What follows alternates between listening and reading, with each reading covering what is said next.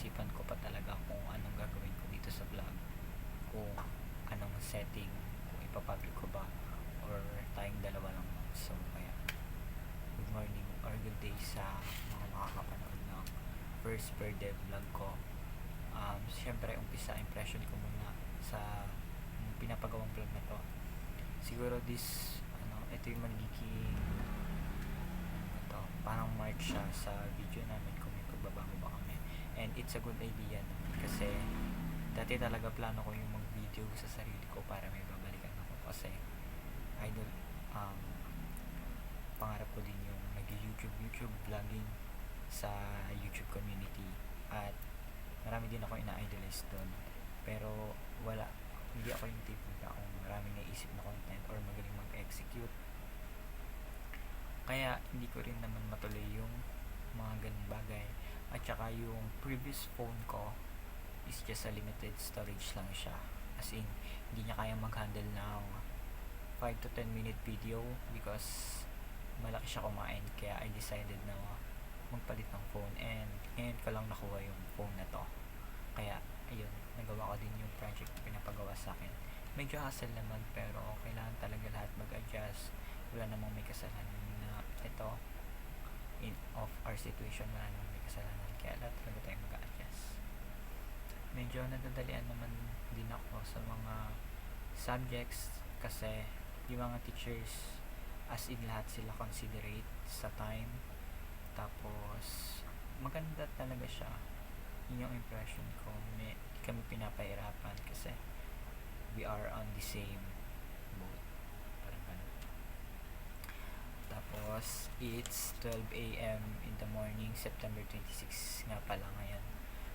I decided na gawin tong vlog in this morning para walang disturbo, and I use this headphone para mas narinig yung boses ko and ma-minimize ko yung ingay because I live in a maliit lang yung bahay namin.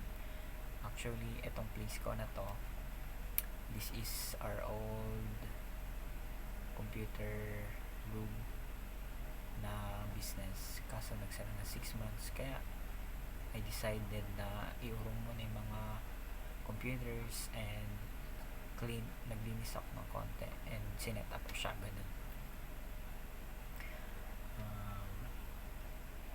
Masaya naman yung pagkaka-orient sa amin ng bawat teachers, nagustuhan ko siya. Tapos yung bansa ng mga classmates ko, magkakasama kami, maayos naman siya. Wala akong nararamdaman na kung anong pataasan or toxicity from my comparing from my previous school year, because my previous school year is kinda traumatic, but the school year, mga schoolmates ko ngayon, sobrang friendly nila, ganun. Tapos madali lang din silang makipag-cooperate and magsama-sama.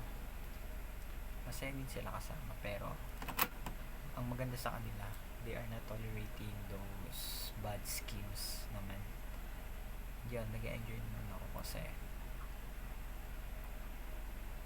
yung mga needs ko medyo min-a-access naman ako, pero naaawa din ako dun sa iba na walang net or sapat na gadget para magamit sa online class. Pero hanggat kaya ko makatulong sa kanila, ginagawa ko naman yun, kasi kung blessed ka naman, ba't hindi ka tutulong sa iba? Tsaka minsan hindi ka naman tutulong dahil gusto mong tulungan ka rin nila in the future, pero kapag gumawa ka naman kasi ng mabuti sa kanila, may babalik din sa'yo. Yun lang yung point. Pero wala sa mindset ko yung tutulungan kita, magiging utang na loob mo to in the future, parang ganun. And then natutuwa lang ako na ina-acknowledge nila yung skills ko sa math, pero actually hindi ako ganun kagaling sa math based on my high school life. Actually, I'm a dependent student.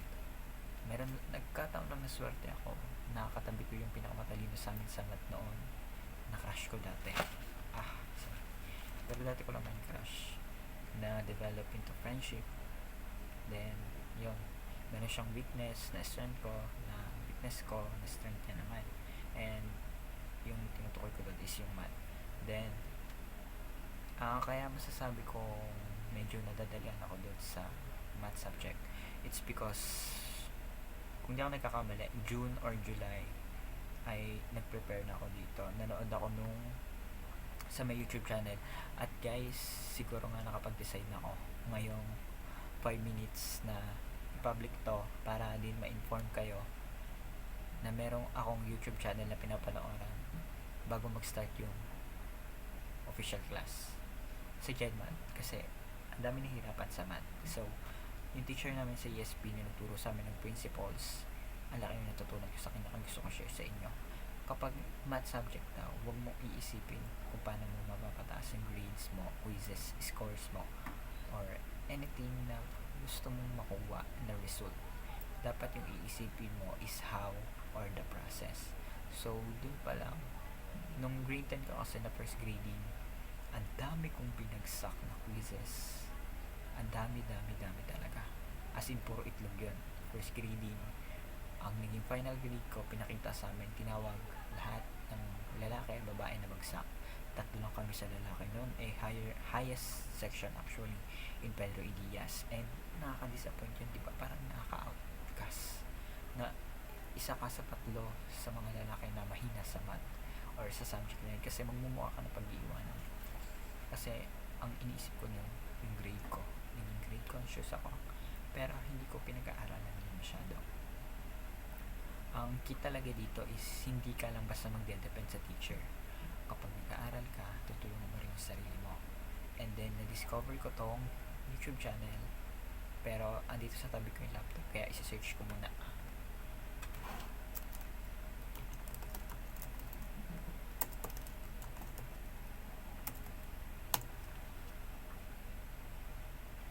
So, yung YouTube channel niya, Orlando Pogan yung name.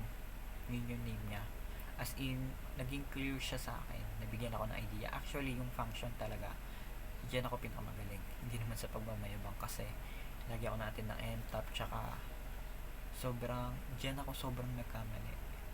Alam mo yun, yung maling-mali ka sa bagay na yun, na to the point na na-frustrate ka.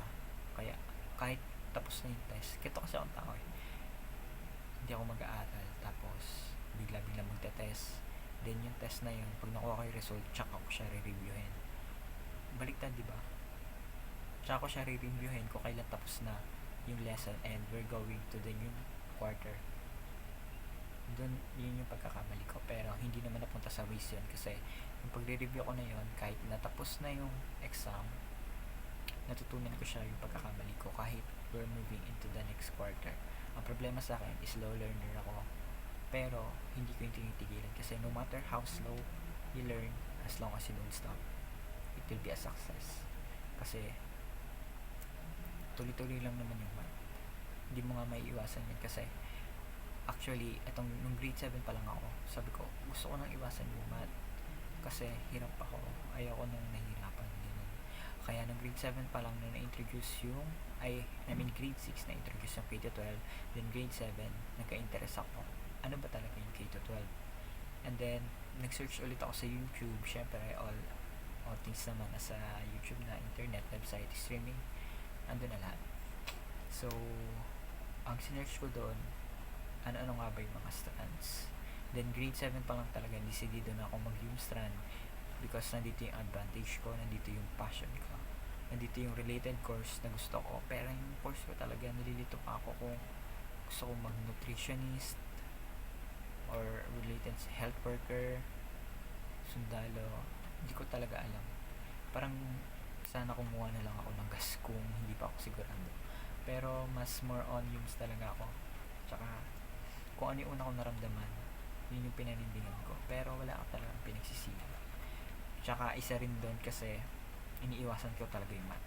Alam niyo yan, ang dami nag-UMS dahil iniiwasan yung math. Pero malaking pagkakamali at malaking trap yun dahil meron pa rin general mathematics. Yun nga.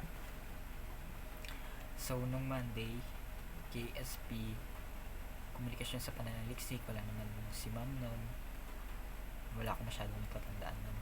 And nung philosophy naman namin, masaya siya pag-aralan and interesting kasi pinupuo yung loob namin kasi ang gusto ko sa teacher yung hindi lang basta nagtuturo ng surface knowledge, alam mo yun, surface intelligence, kasi hindi mo naman yan magagamit talaga sa life. Kumbaga yung surface intelligence na yun, yung magagamit mo pang flex out, pang shine sa school. Hindi naman, nakaka-cool naman talaga kung honor student ka or top student ka, kasi you got all the attention, pero hindi naman yun yung basehan ng successfulness mo in the future, and hindi yun yung magsisecure ng tunay na happiness, because lilipas din yan. Halimbawa, honor student ka ng high school, paglipas ng mga ilang taon, hindi na yan magmamatter. Pero I'm not saying na hindi ko binabaliwala yung achievement ng mga tao, pero I'm saying na kahit wala kang honor or top, ang importante dito yung prinsipyo na tututunan mo kung paano ma-apply yung mga tinuturo sa'yo at kung gaano ka talaga kadesidido. Kasi maraming sa FB, ang dami talagang mga nade-degrade dahil lang mababa ang grades ng isang tao, at hindi ako natutuwa doon. Dahil hindi naman yun basihan yung academics na yun, ang dami nabubuli, kasi ang napapansin lang natin, mga smart shaming, mga body shaming, mga kung ano pang shame, pero hindi natin napapansin yung mga pang shame about sa grades, kaya ang dami din nag-grade conscious. Para sa akin talaga, yung grades na yun, hindi naman talaga i-define yung pagkatao mo, pero i-define doon kung gaano ka kasipag, kadesididong mag-aaral. Pero kung makakuha ka naman ng grades na 80 to 87, hindi ka man makapasok ng honors, sapat na yun. Maniwala ka sa akin, naniniwala ako sa'yo na sapat na yung ginawa mo na nakakuha ka ng 80 to 87, 88, 89 kung di ka mapumasok ng honor. Sikapin nyo na lang din na huwag kayo makakuha ng 79, because grades don't define people naman, pero kung magsisipag ka naman kahit konti, diba? Sabihin natin hindi talaga yung grades mag-define sa'yo, pero alam naman sa sarili mo kung nagsisipag ka talaga or nagbibigay ka ng effort sa pag-aaral. Pero hindi mo masyadong iisipin yan, kasi marami namang factors na nakaka-apekto dyan. Alam nyo na yan kung anong mga factors na nakaka-apekto para tumaas yung grade. Then Tuesday, Polgov and GenMat. Yung Polgov namin, medyo nakakabigla lang siya. Yes, medyo nakakabigla lang siya kasi bigla agad nagpa-recitation, pero prepared naman ako nun, kasi yung preamble na yun, aware na talaga ako na ipaparecite siya 2 years ago. Yan, kinabisado ko na siya 2 years ago, pero nakalimutan ko din, kaya medyo familiar na ako sa kanya. And meron akong pinsan na mahilig talaga sa law, as in yung feed ko puno-puno lagi ng mga laws niya. Tas syempre body ko din yun, kaya ang dami natututunan sa kanya. Yun, masaya naman. Interest din ako sa law. Gusto ko rin ng law, pero I hate memorizing talaga, lalo na yung mga numbers like public 8.9, gano'n. Medyo ayoko nun. Mga Wednesday, per dev. Gusto ko sa per dev, syempre gusto ko yung per dev subject. Ito yung subject ka, diba? Yung per dev, maganda yung tinuturo niya, kasi dati nung grade 10 pa lang ako, I'm curious sa mga subjects. Sabi ko, bakit ganito yung subject, hindi na siya English, math, or science, math, ba't ganito na? And then nakita ko na kapag nasa SHS ka na, minumul na tayo dun sa pagiging college life. Syempre pag college life, mas ihanda ka. Sabi nga ng teacher namin ng grade 9, mas gustuin daw nilang bumalik sa oras na may SHS kesa sa kanila na wala, dahil mas nagiging ready daw tayo. At totoo naman yun, kasi yung per dev, siguro dito ako makakuha ng sobrang malaking patutunguhan sa buhay, kasi it's development in my personal. Sana yung per dev high school pa lang tinuturo na, or LM, kasi personal development, diba? Development dapat, for my own opinion lang, mas bata siguro, kasi nagde-develop siya. Kasi nangyari sa akin, nag-develop akong mag-isa, nag-isip akong mag-isa, and for me, mas maganda at mas makakatulong kung may per dev na ng mas mababang level, and syempre yung iibahin ng mga content para mag-match.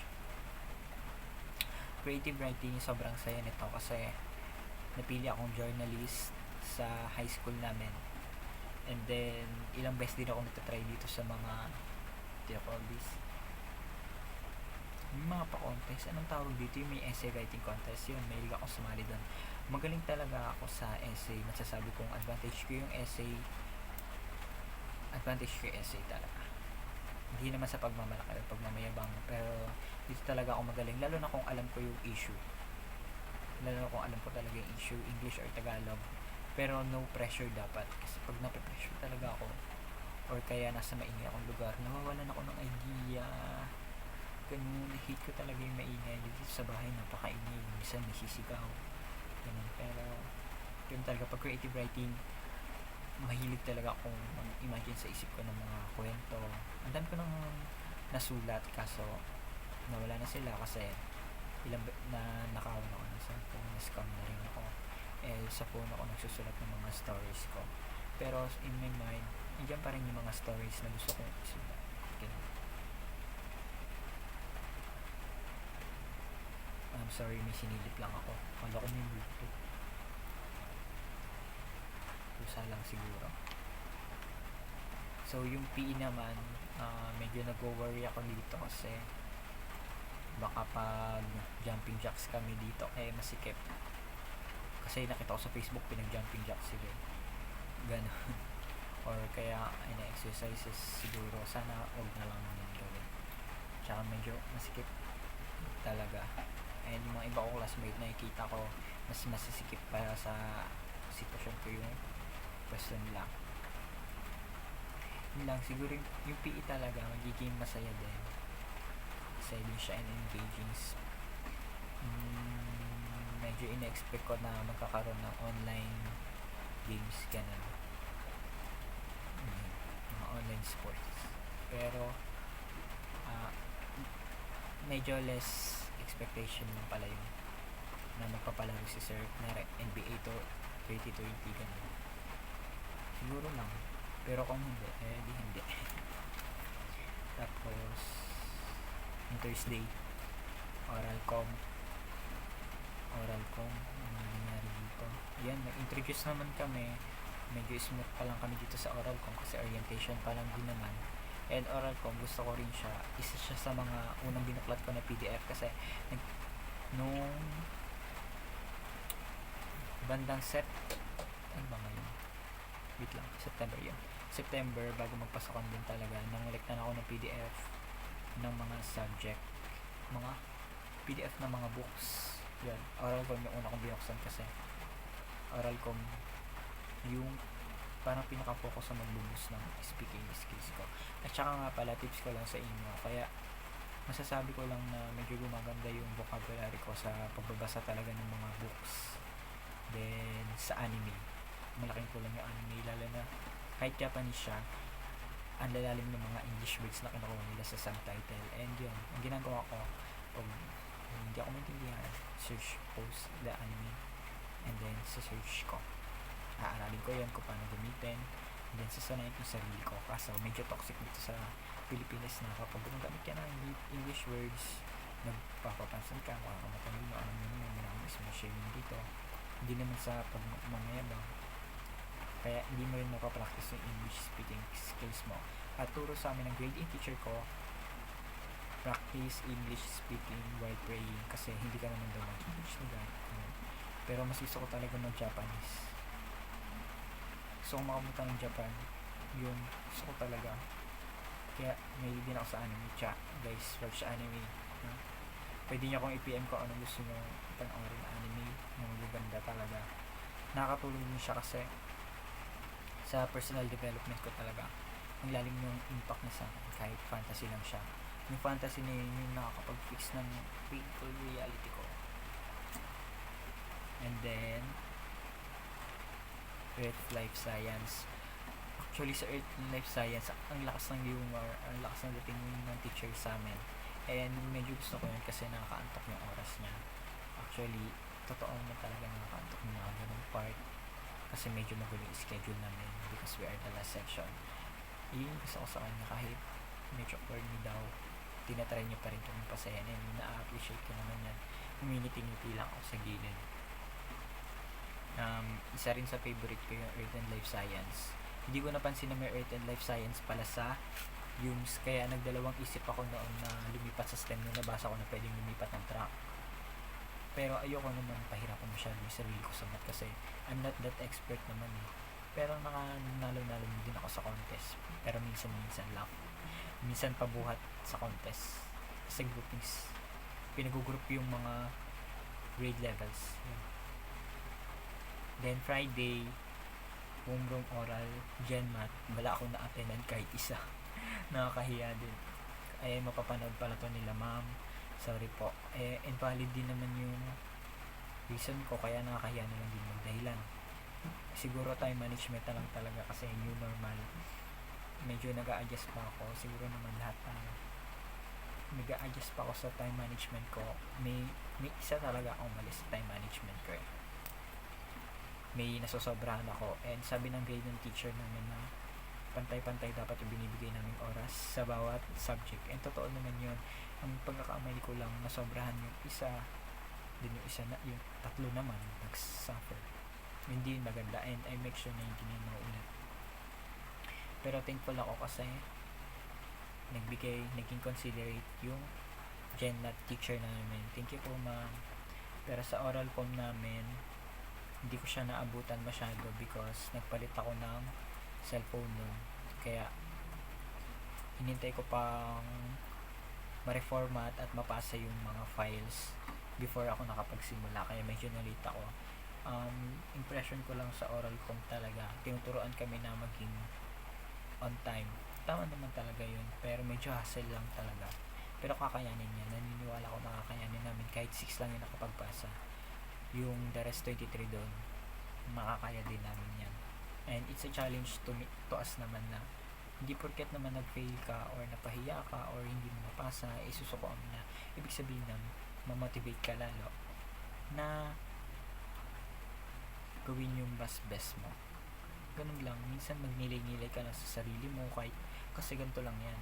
Kapag hindi ka nag-fail, ibig sabihin hindi ka nagtatry. Maganda na nag-fail ka sa umpisa, try ka ng try kasi matututo ka dyan. Like, share ko lang yung story ko. Nung grade 9 talaga ako, sumali ako sa contest. Hindi ko akalain na isa ako mapipili sa 100 contestants.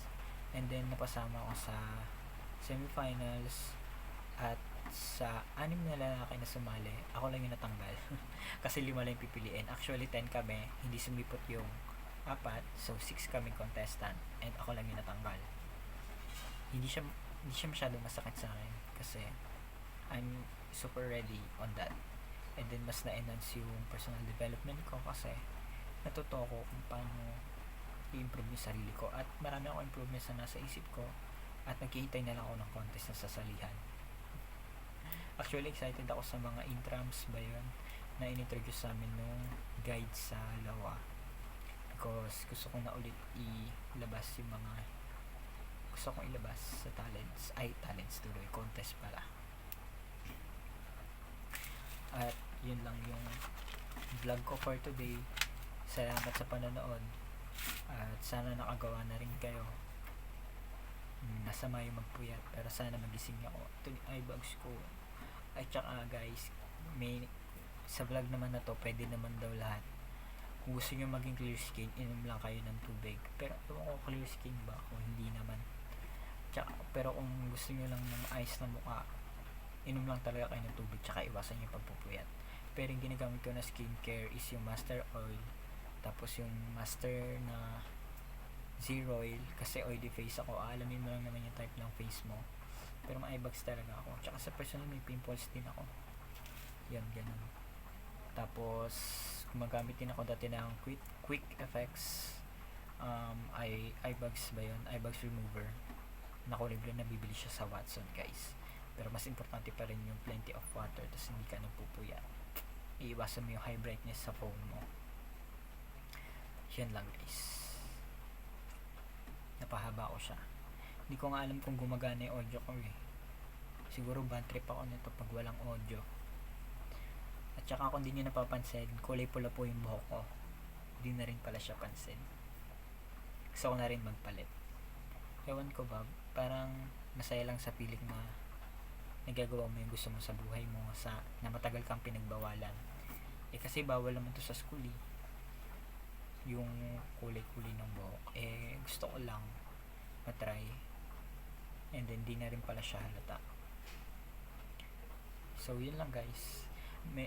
Pinag-iisip ako talaga kung edit ko pa to, or yung effort pa na iba-ibang angle, tapos may sample video na mga sinasabi ko, kaso medyo nakakatamad na at nakakaantok na.